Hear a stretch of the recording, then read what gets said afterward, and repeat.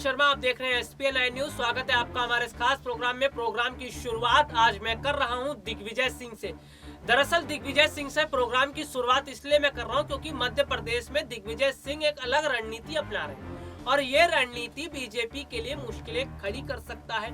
दरअसल आपको मैं बता दूं कि दिग्विजय सिंह इस बात पर जोर दे रहे हैं कि मध्य प्रदेश में जो किसानों की रैली है उस पर ज्यादा जोर दिया जाए, यानी कि किसानों को एकत्रित किया जाए, इकट्ठा किया जाए, किसान पंचायतें की जाए, किसानों की रैली की जाए, जनसभाएं की जाए और किसानों को ज्यादा से ज्यादा ये बताया जाए कि कृषि बिल जो केंद्र सरकार की तरफ से लाया गया है ये उनके लिए कितनी उनको मुश्किलों का सामना उसमें करना पड़ेगा और किसान ये बात भलीभांति भी समझ रहे हैं। तो दरअसल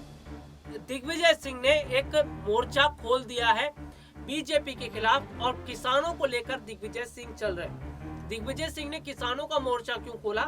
और आखिरकार किसानों को लेकर बात उठाने का मतलब क्या है दिग्विजय सिंह का, अब आप ये बात सुनिए। दरअसल दिग्विजय सिंह जो ये बात जानते हैं कि किसान आंदोलन देश का सबसे बड़ा आंदोलन का मुद्दा अब बन चुका है और किसान और सरकार, केंद्र सरकार और किसान के बीच में तनातनी देखने को मिल रही है और दोनों के बीच में ये तनातनी बताती है कि किस तरह से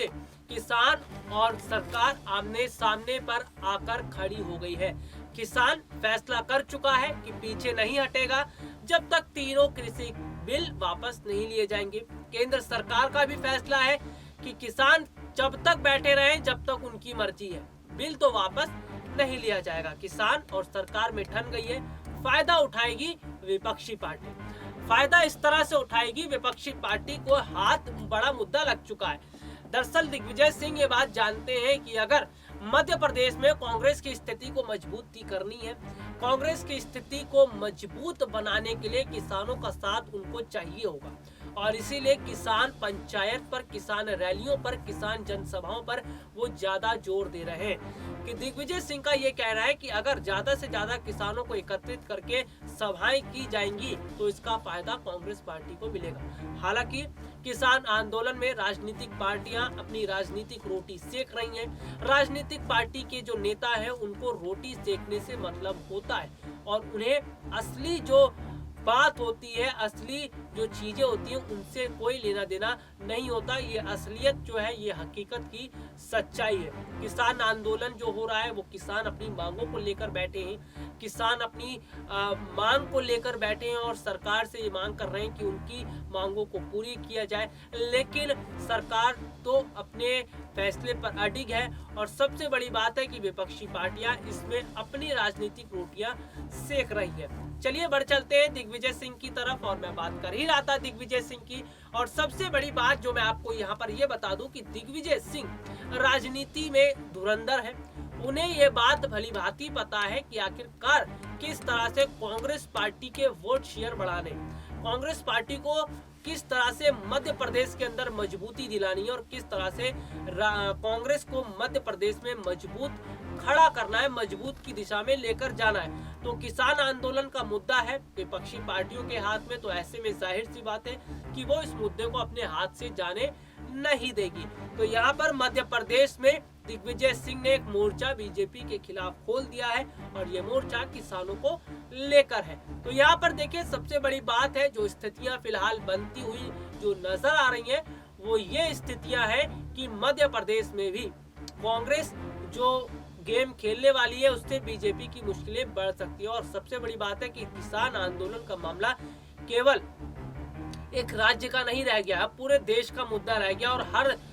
देश के मैं राज्यों की बात कर रहा हूं तो वहां पर भी बीजेपी के लिए मुश्किलें खड़ी हो सकती है। और सबसे बड़ी बात अगर मैं बात करूं तो देश में इस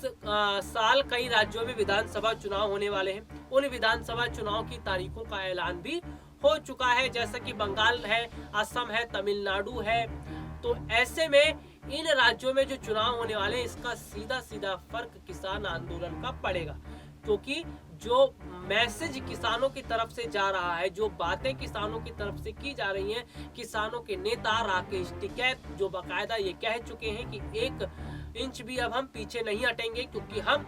तभी हटेंगे जब सरकार मानेगी। तो ऐसे में किसान आंदोलन जो है वो हर राज्यों में बीजेपी के लिए मुश्किलें खड़ी कर सकता है, बीजेपी को परेशानी में डाल सकता है, चुनाव में असर पड़ सकता है। खैर देखते हैं कि सरकार, केंद्र सरकार क्या कदम उठाती है, किसान आंदोलन को खत्म करने के लिए उठाएगी कदम या नहीं उठाएगी, ये तो वक्त बताएगा। लेकिन फिलहाल मध्य प्रदेश की तरफ फिर चल रहे हैं और मध्य प्रदेश की मैं बात ही कर रहा था कि दिग्विजय सिंह ये बात जानते हैं कि किस तरह से कांग्रेस को एक नई दिशा मध्य प्रदेश में देनी है और उनके हाथ अभी फिलहाल एक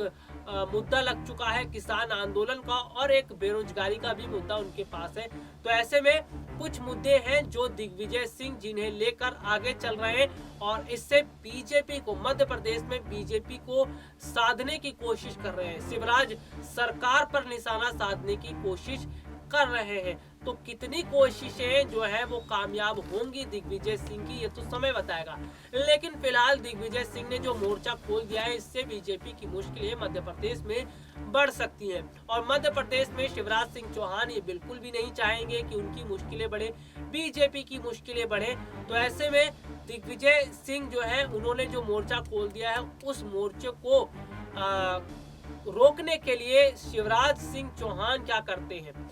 मध्य प्रदेश के मुख्यमंत्री शिवराज सिंह चौहान का क्या कदम होगा, ये देखने वाली बात होगी। तो फिलहाल देश में चुनावी माहौल चल रहे हैं और चुनावी माहौल को देखते हुए राजनीतिक पार्टियां अपने अपने हिसाब से रणनीतियां बना रही हैं, अपने अपने हिसाब से वोटर्स को लुभाने की कोशिशें कर रही हैं और अपने अपने तरीके से ये कोशिशें कर रही हैं कि किस तरह से अपनी जो पार्टी है उसके वोट शेयर को बढ़ाया जाए। तो यहाँ पर चुनावी माहौल तो है ही, इसके साथ ही चुनौतियां जो है वो फिलहाल बीजेपी के सामने है और बीजेपी के सामने एक नहीं, दो नहीं, तीन नहीं, बल्कि बहुत सारी चुनौती हैं, जिनमें सबसे बड़ी चुनौती किसान आंदोलन है, बेरोजगारी है, जीएसटी है, पेट्रोल डीजल के बढ़ते दाम है, बढ़ती महंगाई है और जिस तरह से सरकारी कंपनियों को निजीकरण कर दिया जा रहा है, ये मुद्दा है और देश में जिस तरह से बड़े अरबपतियों को फायदा पहुंचाया जा रहा है, ये मुद्दा है। तो निजीकरण एक मुद्दा आज बन चुका है और ये ऐसे मुद्दे हैं जिन पर आज बीजेपी सरकार चुप है, आज वो बोलने से कतरा रही है, लेकिन देश की जनता सब समझती है। तो फिलहाल की मैं बात कर लेता हूं कि चुनावी जो माहौल है ये तो चल ही रहा है, लेकिन मध्य प्रदेश में दिग्विजय सिंह ऐसी कोई रणनीति जो है वो बनाने से नहीं चूकेंगे जिसमें वो बीजेपी को फांस सके। तो ऐसे में कोशिशें लगातार जारी हैं, राजस्थान में भी कोशिशें की जा रही है कांग्रेस की तरफ से कि किस तरह से जो वहाँ उपचुनाव है उसमें जीत हासिल की जाए और मध्य प्रदेश में जो दिग्विजय सिंह है उन्होंने एक अलग मोर्चा जो खोला है बीजेपी के खिलाफ, उससे कितनी मुश्किलें और कितनी परेशानियां शिवराज सिंह चौहान को आने वाले समय में और उठानी पड़ेंगी, ये समय बताएगा। तो फिलहाल के लिए आज मुझे इजाजत दीजिए।